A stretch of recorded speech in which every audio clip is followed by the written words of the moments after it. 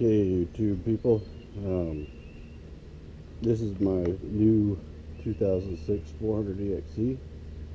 I just picked it up about a week ago, and I've actually been able to go out on about 2 different rides on it.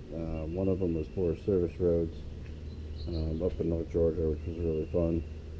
Obviously, it handles that without problem.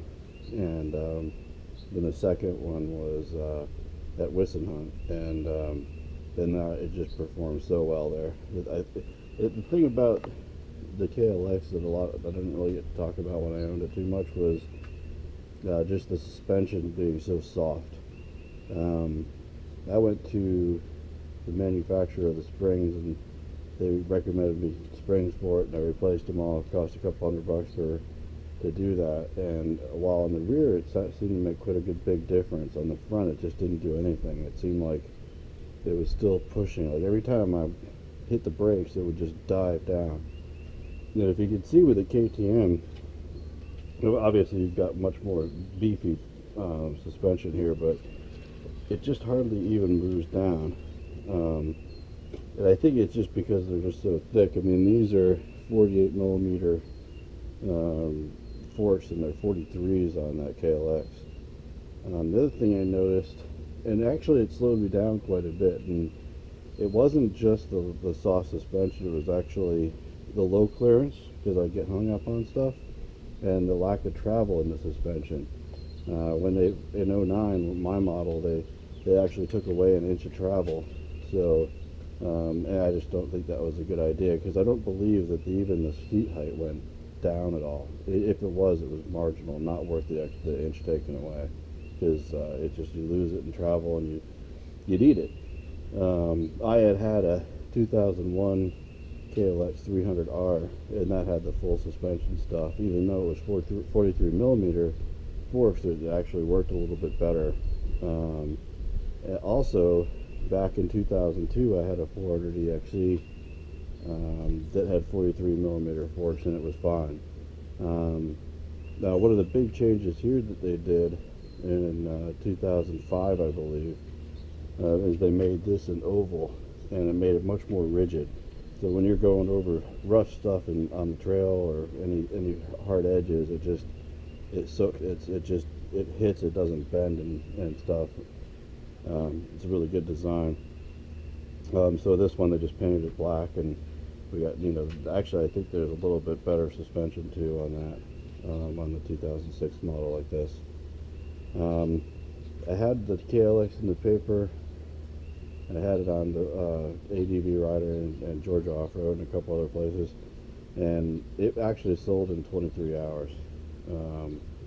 And so I had this within a couple days, and I, out of pocket, was $100 for the difference in the bike, and then $200 to register it. So pretty good deal for 300 bucks. And I was straight with the KLX too, so I couldn't be happier. This bike, they'd put this Brillstein, it's like a hot start in here to make it start easier. I can't really see it from here. You also have an air fuel screw on it as well, and it's called a quick start as well. And man, this thing starts up like really fast, and it hits off bottom so well, never bogs. It's really forgiving as far as what gear you're in. I mean, the instrumentation on the KLX was better, obviously. This is like, pretty much kind of bare minimum. But, this thing has, it has about 2,300 miles. And I actually put this on there as well this weekend.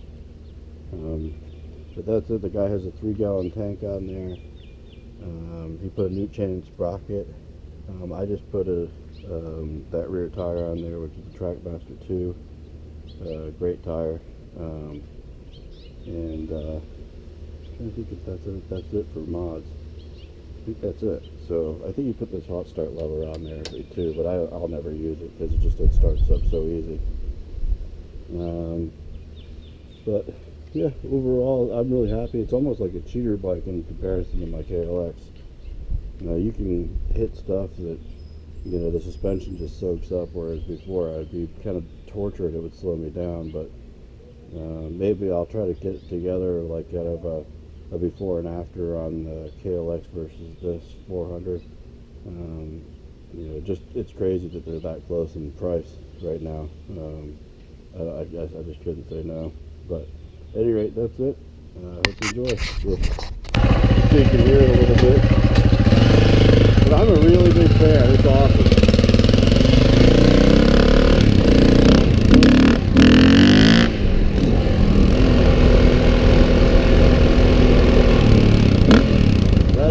Second gear really easy. I noticed with the 351, I actually had to work on that, the second gear wheelies. I had to kind of be in the meat, whereas this one, it doesn't seem to matter. So as long as you're kind of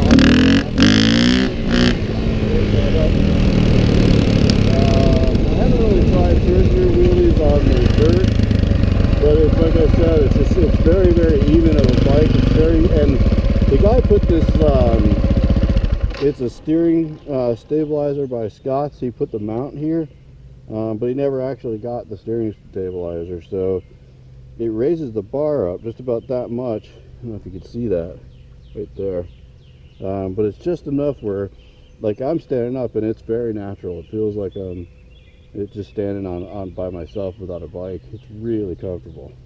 I was doing a lap time change or test on some of my videos, and I found that when I was on at Wissenhunt last week, as opposed to the last time I rode there, I beat my KLX time. Now mind you, it was a 351. I did have my springs upgrade, and you know, but at any rate, it's a lot of power, a lot of better suspension, and still I beat that lap time, or that time from the parking lot to, I think it was a full minute, which is pretty impressive. Like I said, it's just the stuff you hit. It's like the suspension doesn't dive as much.